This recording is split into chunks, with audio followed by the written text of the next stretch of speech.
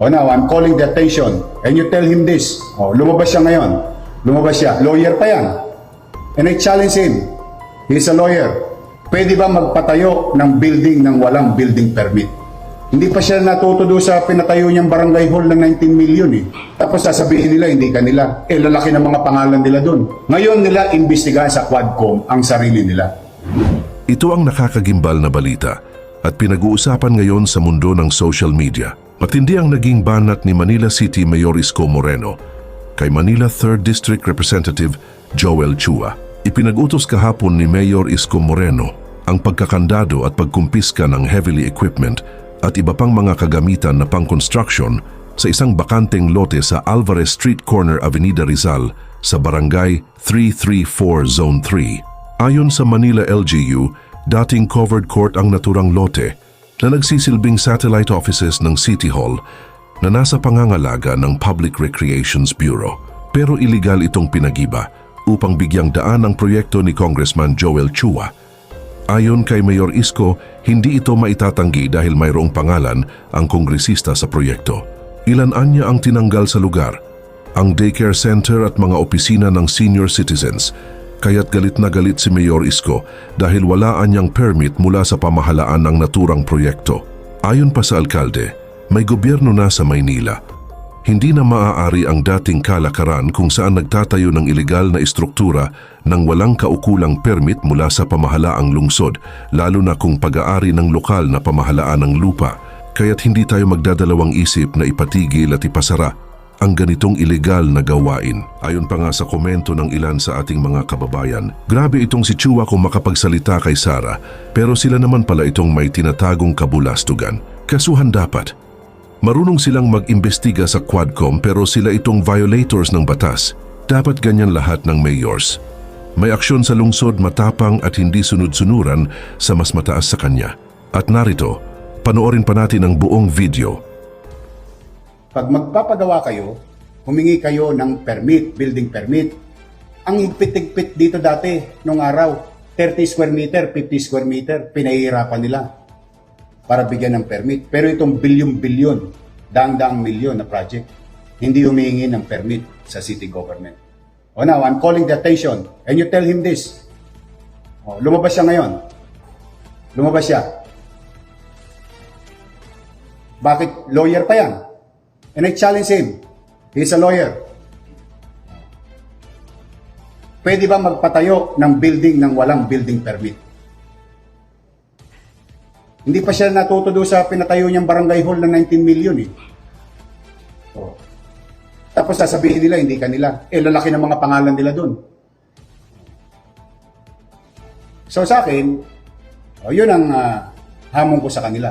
Ngayon nila imbestigahan sa Quadcom ang sarili nila. Ingat sila. Tanong ko muna. Sino magdidiba ng Joel Chua na walang permit sa amin? Ano lang ako sa loob? Yun ang sinasabi ko.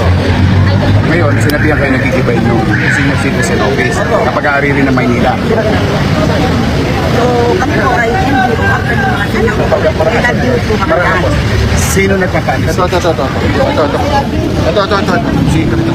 Ano sa iyo? Ito. Sino? Ay, mga nito. Chairman po. Hindi pa na ito. Teka. Ilan po? Let's go na.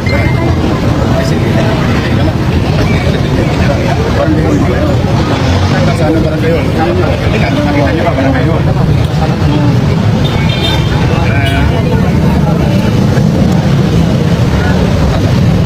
Bakit niyo aalisin dito?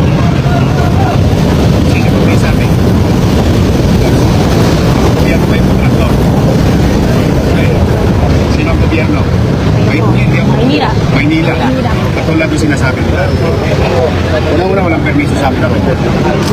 Sabihin nyo kay Congressman Chua. Saan ang permiso nito? Unang-una, property ng Maynila yan. Nasaan yung property namin? Yung mga bakal. Pag hinahawa yan, nagagamit ng tao. Lahat. Ginamit ko pa yan yung pandemic eh. Kaya ako nilagay yung mga punubi sa kalye. Opo, sa buong ng pandemic.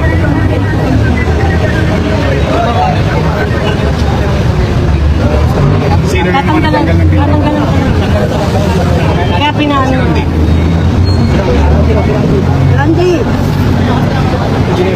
Kung nag-ano na po kami yan po sa baba, nagamit ang paper. Pag nakakaling tanggalin na, Hindi.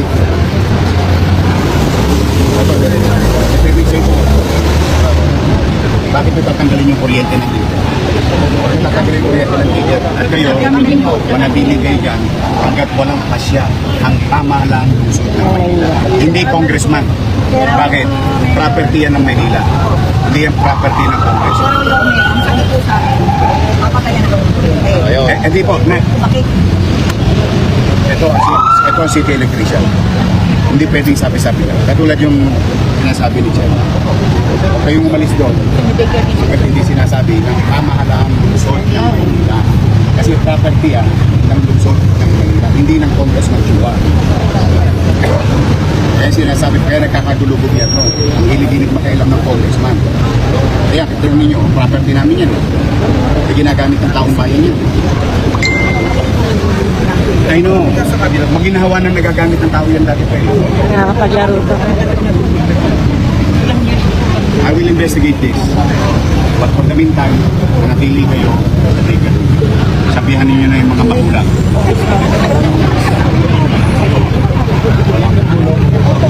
Ulitin ko po. Namin makapagpapaan sa inyo dyan. Tama lang. Pero lang po, simple. Chairman. Wala nang iba. No. Ingapin ko yun. Kasi dito na nakikita. Ito, Chairman. Amin. May kagana na kayo. Parang gano'n hindi. Kasi,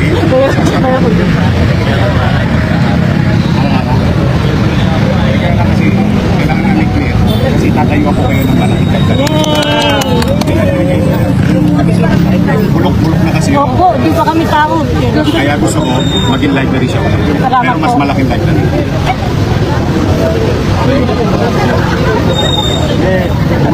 Pero hindi, yan. Ako kayo nagpapaniwala kay kanito ninyo.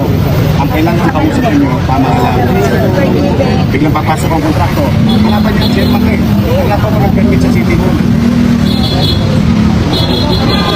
Wala na ba yung building permit? May clearance Wala pa po, wala namang abiso. Hindi po nag-abiso. Una-una, pwede namin sila kasuhan ng TEP. Bakit? Yung building dyan, property ng Maynila yun. Ano ngayon nasabi ninyo? Wala na po, na 4 kilo Sino na yun. nagpakilo? Ayun. Yan dapat ang inimbisigan ni Chua. Kaya sinasabi ko, abusado kasi silang lahat para sinasiga ng pamahalaan. Iba dito, iba. Hindi nyo nga alam. Kaya nagkakagulo ang pamahalaan. Hindi pa pwedeng gano'n. May gobyerno na sa Maynila. Para kanino? Sa mga taga Maynila. Katulad niya, kung di ako nataan ngayon, malamang wala na kayong daycare center. Tama ba? Opo. Saan yung lalagay yung mga bata? Yung nga po yung Pero may poder, may-ari, gobyerno ng Maynila. kasi nagpapalisan yung congressman at saka contractor. Para pa naging gobyerno pa kayo. Pag pinalis namin kayo, may dahilan. Tama, may kakailangan. Katulad yung sinasabi ko sa inyo. Hindi naman nagagamit. Alisin. Sino nasabi? Tama lang. Ino-notify na dyan. Focus sa kaibigan. Makagaya kayo. Pero yun naman dito. Sa inyo pa rin. Kasi meron pa ako sa San Lazaro Residence para sa inyo. Eh, meron pa ako dyan. Buti nga, hindi nagpamigay. Buti malamang puro staff na congressman na naman yan. Saan ka nakakita? Pati death shop ng congressman. Onay. Ay.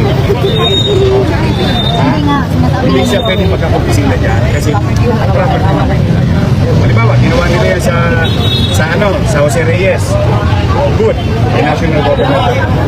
Sagutan na.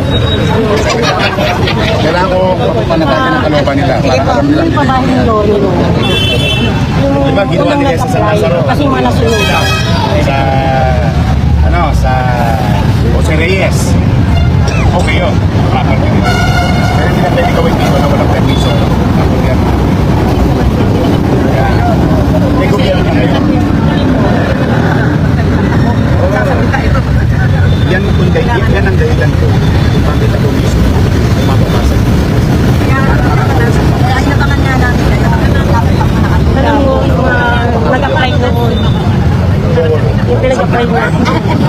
no? Okay? Thank you, Your Honor. Manatiling kayo. Regarding po sa Lazaro residence, Tama na. may nag-view project. Nandiyan dyan. Wala kayo investment ko, pero Tumutulong. wala naman sir. Ngayon, tapos palalasin pa rin ang programa. Hindi ayun din. Hindi ayun. More on. Saan kami? Ano? Alis ba siya? Alis ba kayo? Hindi. Ano po kami? NGO sa yung mga gamit namin talagang Kaya next time, mag-iingat tayo sa pagboto ng mga leader. okay. Yan talagang, hindi, walang ano, kaya talagang iingatan natin. Kasi Sabi niyo. Tama tayo, pinaglaban natin si Lord. mga abusado kasi, kaya ayaw nila sa atin. Dahil hindi na nila magawa yung mga Ginagawa, opo, tama. Katulad yan, bigla ka na lang papalis. Papatayan ka ng at distrito. Tatanggalan mo ng gusto.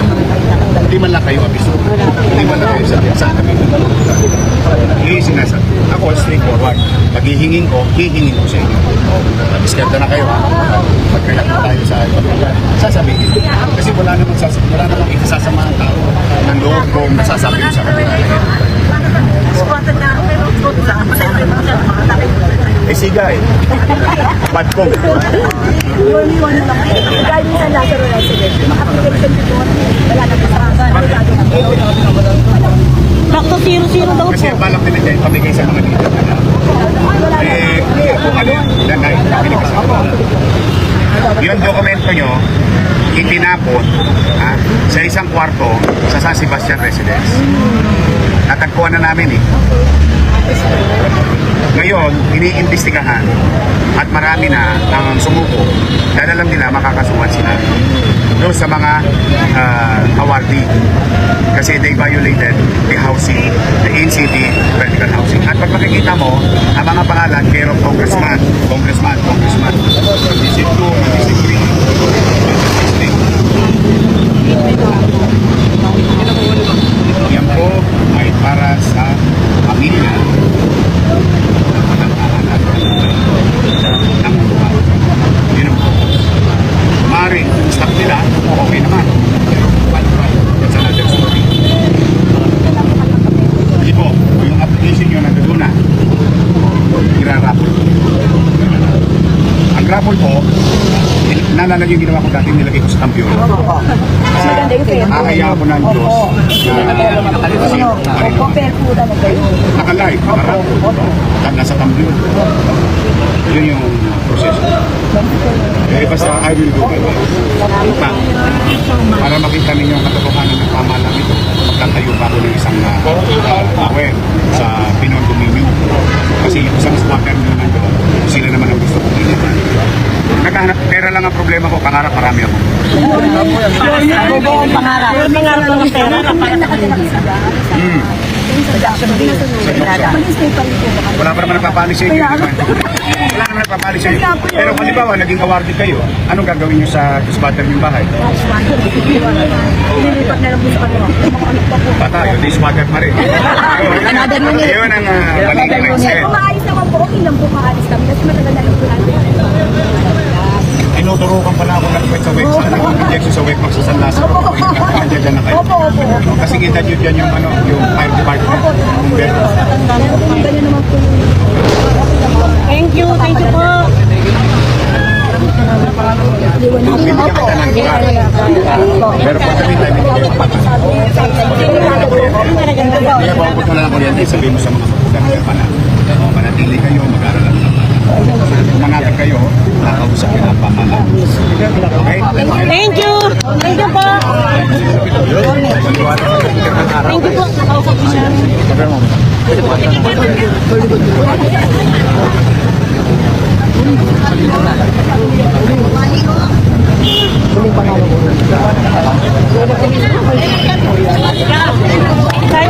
Ang picture tayo. Halika na, Chairman. Papasok. Yung kanyang doon, ano po nga makita mo?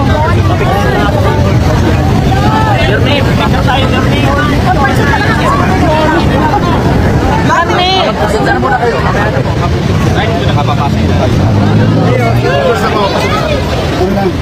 Madulas.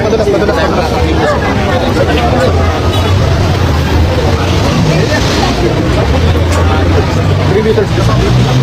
3 meters distance. 3 meters distance. 3 meters. Lakad lang. 3 meters distance. Paano nakakuha na nila? 3 meters distance. Ay, dito yung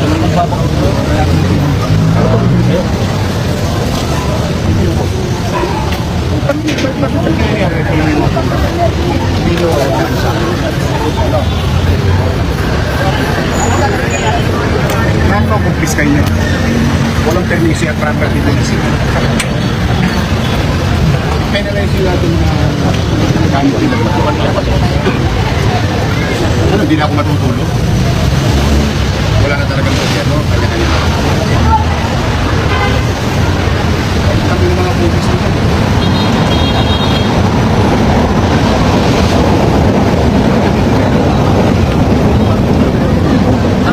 Kaya na din kailan. Ano?